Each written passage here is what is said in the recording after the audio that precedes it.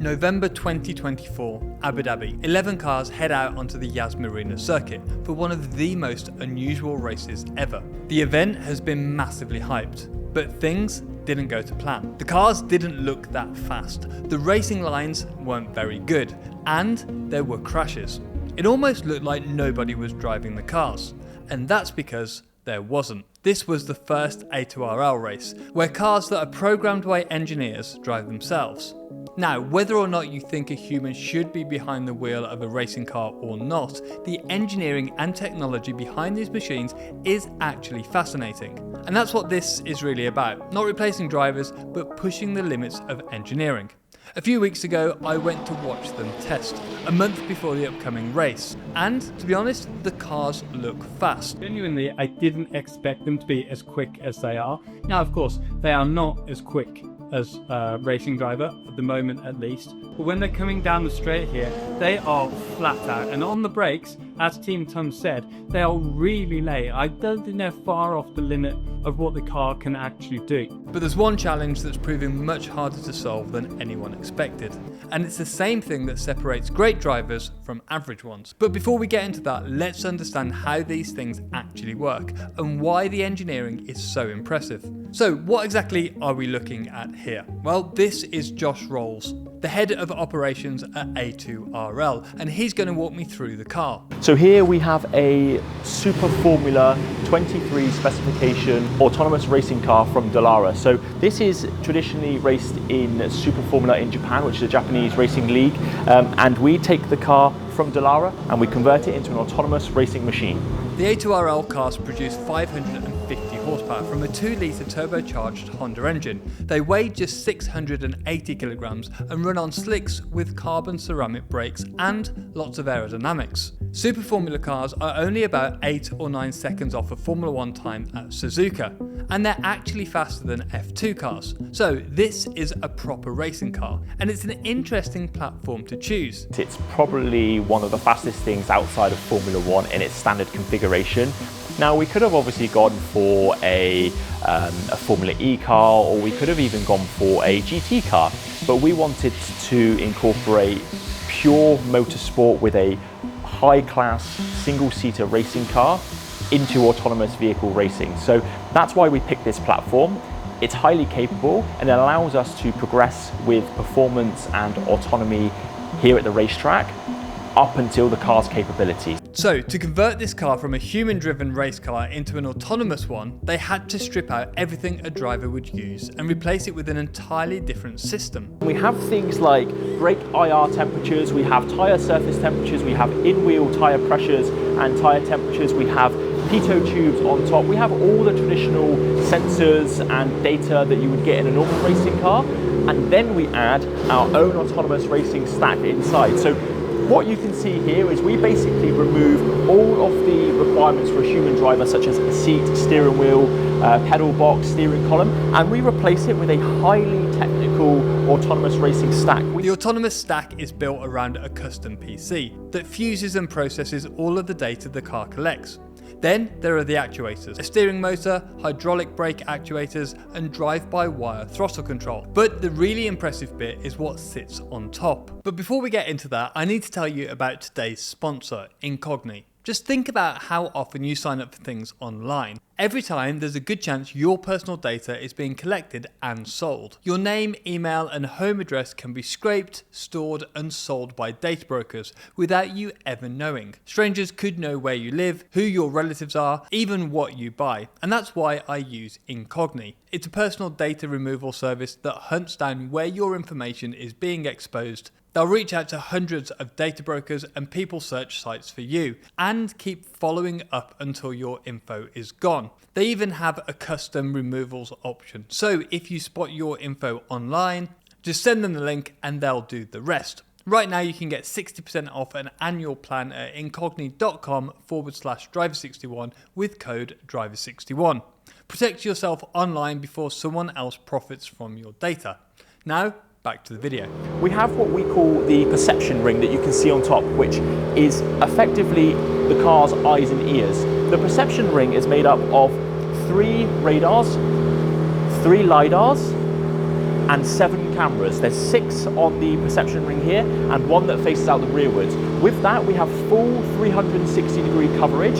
This car can think and see 360 degrees at any one time. So with a human, when you're looking, passing someone on your left, this car can do left, right, front, back, all at the same time. The car also has GPS antennas and 5 and 4G cellular systems, and all of that generates an insane amount of data, 150 gigabytes per lap at Yas Marina.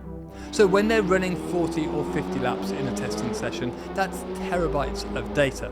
The LiDARs alone are scanning the environment with 200,000 points per second, and the 7 cameras are all streaming 4K footage in real time, which all gets processed by that central PC. Every team here codes their car differently, and that's the challenge of what we're doing. We give them a platform. They all have the same sensor setup. They all even have the same car setup, so same fuel levels, same cambers, toes, casters, wing levels, etc.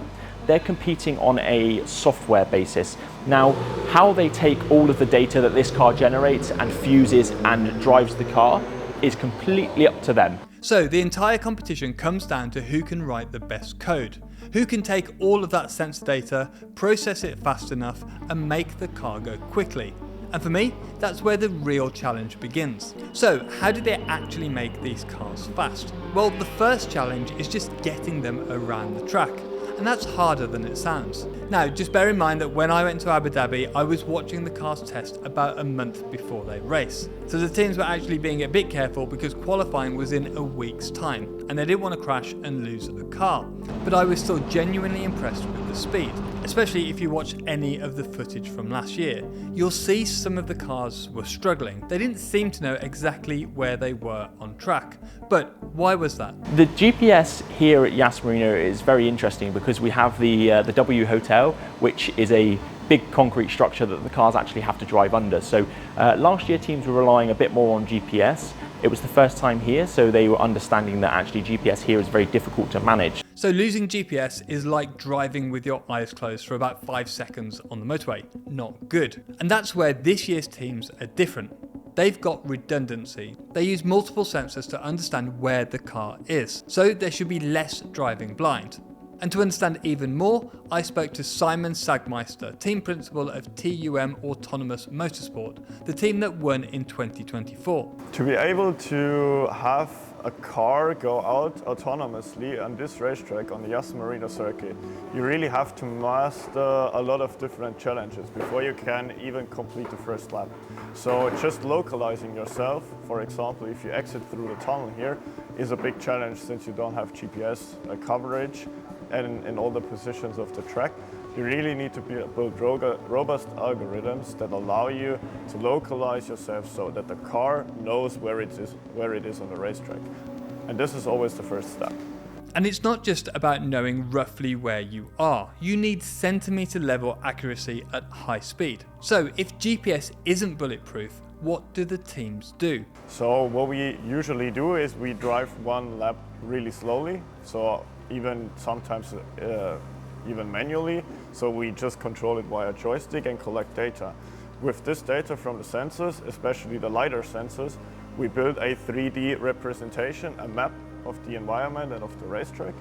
And if we run fast, we compare online what is the LiDAR currently seeing with the map, and therefore we can get a position where the car is. And we usually also use the information where we were. So for example, if we were in turn 3, 2 seconds ago, we usually know that it's not physical to be now in turn 6. So we have a limited area where we look around us in the map, and therefore we can pretty accurately determine where we are at the moment. Right, so now we know they're creating a map with LiDAR and using GPS where they can. But what else are they using to understand where the car is and what it's doing? Well, there's the IMU, an accelerometer that measures the car's acceleration and rotation. And then there's also something called an optical velocity sensor. It scans the ground and compares 2 consecutive images, and therefore this determines how much did it move in the longitudinal direction, so forward, and how much did it move to the side. And if you know the time between 2 camera images, you know essentially the velocity that you're traveling with.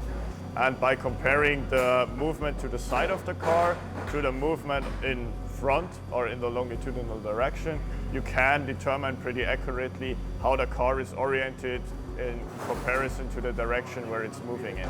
So you can see if the car is sliding. And that's really important. Being able to detect sliding means they can understand when the car is at the limit of grip, which is information a human driver would feel through the steering wheel and seat. So now the car knows where it is, but knowing where you're going is one thing.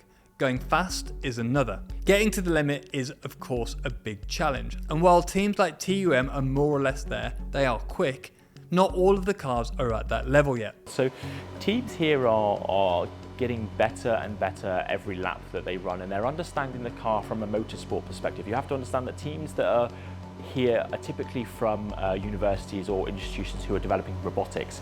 Not that many of them have motorsport and racing backgrounds. So what do the top teams like TUM actually do to find the limit? The first step always is we have some kind of vehicle model and simulation that we, if we have never driven the car, create from experience, or we get some initial data where we can fit our simulation model on. And we use this simulation to determine, okay, how fast do we think the car can go acceleration-wise, so we estimate how much braking can the car do, how strongly does it accelerate, and especially how fast can we go into the turns. So it's actually a similar process to how a human driver would approach it, predicting the grip levels, then going out to test those predictions. We usually start slowly to just minimize the risk, and then we gradually increase the performance that we want to see from the car. By constantly monitoring the telemetry and all the internal reports that different modules of our software are giving us in real time, we can judge if everything is fine and if it's safe to increase the performance. Now, this is where it gets difficult. When they're approaching the limits of grip, there are hundreds of signals to monitor in real time. Slip angles, brake temperatures, lateral g-forces, and only 5 or 6 people watching all of that data, trying to decide if it's safe to push harder. And this is why we created an algorithm for that helps us monitoring all the important information about the car and determines in real time on the car itself if it's safe to go even faster at the moment. So we essentially have different thresholds for different signals that we see. So for example, in high-speed turns, we usually don't want to exceed a certain slip angle at the front wheels. And if this threshold is below a certain, if this threshold is met, we can safely increase performance. And by having multiple thresholds on multiple signals, we can then learn on how, if it's safe to progress. And an important factor in this as well is that a racetrack usually is not very equal around in every corner. So we have different asphalt, different conditions with dirt on the track at different corners. And this is why we usually condense this information into a map as well, where we say, okay, in this turn, it's safe to go this fast. So the algorithm is basically saying, last lap, turn 5, the braking was perfect. Let's go harder this lap. They're exploring the limit by incrementally pushing until they find it. We usually talk about it, we're exploring the limit, so if it's all fine, we go faster until it's not fine anymore. We at the moment incrementally increase the pace just to find where the limit is. We do not have an algorithm yet that brakes earlier to give you enough headroom than going into the turn. But we found this out to be quite robust as well, because we can, and with an algorithm, be a lot more repeatable and precise than a human can be. And therefore it's also safe if we approach the limit 2% by 2% by 2%. It's usually not as far over so that you can't react to it anymore. And therefore we see, okay, this was maybe 1% too much, and we decreased 1% to the next level. Now, this is different from how a professional driver would approach finding the limit. An amateur driver actually does exactly this. They incrementally increase their pace across the entire lap until they reach the limit. But the problem is, when you then reach the limit, you're already going fast, and when you push over the limit, it's quite a risk. However, a professional driver will actually get on the brakes to a corner a little bit early and ramp up that brake pressure until they start to lock up the tyres. So they're understanding where the limit is straight away on the first corner. They'll then go into the corner and turn the steering wheel a bit harder than they would normally, pushing the car over the limit. So there they're understanding the lateral load. Then they'll get the car in a straight line and begin to get on the power quite hard. They'll make the car wheel spin a little bit and understand how much acceleration the car can take. Rather than creeping up to the limit, they're actually figuring out the limit as quickly as possible. Then they're internalizing the amount of G-force and aggression the car can take, which they'll then apply to the rest of the lap. So it's a much quicker way to find the limit and get up to speed.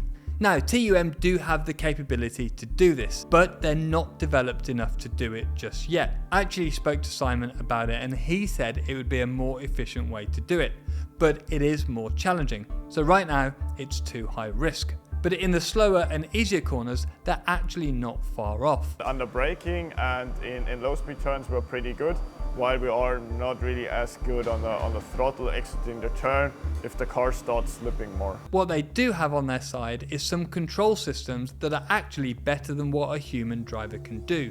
What we use to control the car is essentially a throttle input and steering. This is like the human driver does as well, but we have the advantage that we can control all 4 brakes on the wheel on the car individually. So each wheel can be braked individually, and this helps us to be especially good under braking and also implement stabilizing algorithms that help us in the corner if something goes wrong.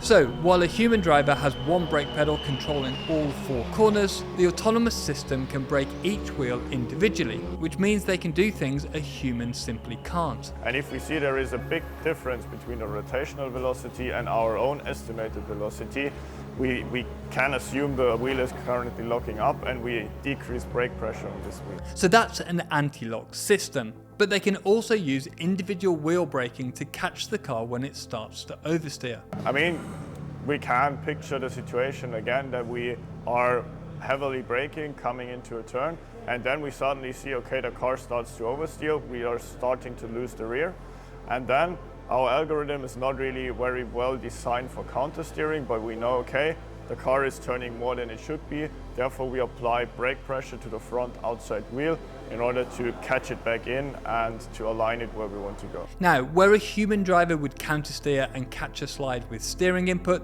the autonomous car is catching itself with brake pressure on one wheel. It's a completely different approach. But the human driver has one big advantage: prediction. I mean, a human commands the steering angle with force, essentially, so you feel you get a lot of feedback from the front tires and you see what the steering is doing, but we do not get any feedback of the force of the front wheel. We just send a position, and if the car starts rotating more, you usually get, as a human, the feedback that you need less steering torque and you automatically decrease steering a bit, but this is not an information we have available. We need to somehow estimate from the movement of the car that we now have to steer less. So, a human driver feels the tyres about to lose grip. They're predicting what's coming, whereas the autonomous system only knows what's happening right now, so it's always reacting rather than predicting. Right, so we've seen that these cars can lap quickly. They are fast, they can find the limit, and they've got some clever control systems. But remember that challenge that I mentioned at the start? Well, this is where things get difficult. Multi-car racing. And this is where I believe A2RL are still a long way off humans. The hardest challenge here with racing at A2RL is the multi-car aspect. Driving a autonomous vehicle around a track singular at high speed, okay, it's not simple, but it's simpler than multi-car. With multi-car, you have to focus on perception. You have to focus on the car's surroundings, the car's environment, and understanding what is happening, as well as trying to go fast. So multi-car racing is by far the most difficult part of this. Overtaking other cars into corners and things, it's very new for these teams. So the software has to work in 3 stages. Sense where you are and where the other drivers are, plan what to do about it, and then act. Apply the throttle, the brakes, and the steering to execute on that plan. And they're doing all of this with no communication between the cars, just what they can see from their sensors. We just see the others if we can detect them in our sensor inputs. And if you detect them, you usually also need to track them. So as a human, for example, you know if there is an opponent in front of me and it's behind the next turn, you usually know he is still there. But you need to teach that to an algorithm as well, that if you're not seeing him at the moment, he is probably still there. And if you know where an opponent is, you still need to predict where he's going, because if you don't know how fast he will go or which line he's going to take, it's pretty hard to safely navigate around him, to choose your own braking point or to even choose to overtake him. And when you're approaching a car that you haven't seen before, you don't know where they're going or where they're braking, so you've got to make multiple predictions and choose the safe option. Now, last year was the first year of A2RL, the first time they put multiple cars on track together, and the teams learned a lot. The hardware needed more redundancy, sensor backups, and they needed to combine traditional motorsport data with autonomous racing data. So this year we have redundant IMUs, we have redundant GPS antennas, so we don't have dropouts, and if we do have a dropout, we switch to a backup.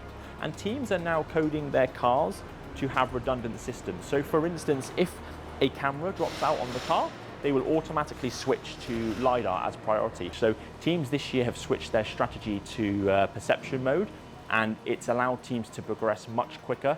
And actually the cars are driving much safer at higher speeds than they were last year. And I have to say, watching them test, seeing them go flat out down the straight and braking late, I genuinely didn't expect them to be as quick as they were on a single lap. However, I didn't see very much multi-car running. So when the race happens, I don't know how they're going to do with multiple cars on track at the same time. What I do know is that the technology is impressive, and they've made real progress from last year. These cars probably still won't race like humans when there's multiple cars on track, but they will get there, and it will be fascinating to understand the technology behind how they get there. Because the thing is, this isn't about whether a robot can beat a human driver. It's about the engineering challenge and the innovation, and for me that makes this worth watching. If you want to see more motorsport technology, watch this video here, where I go behind the scenes with an F1 team. A huge thanks to Josh, Simon, and all the team at A2RL for giving me access to the cars and their time. Thank you for watching, and I'll see you next time.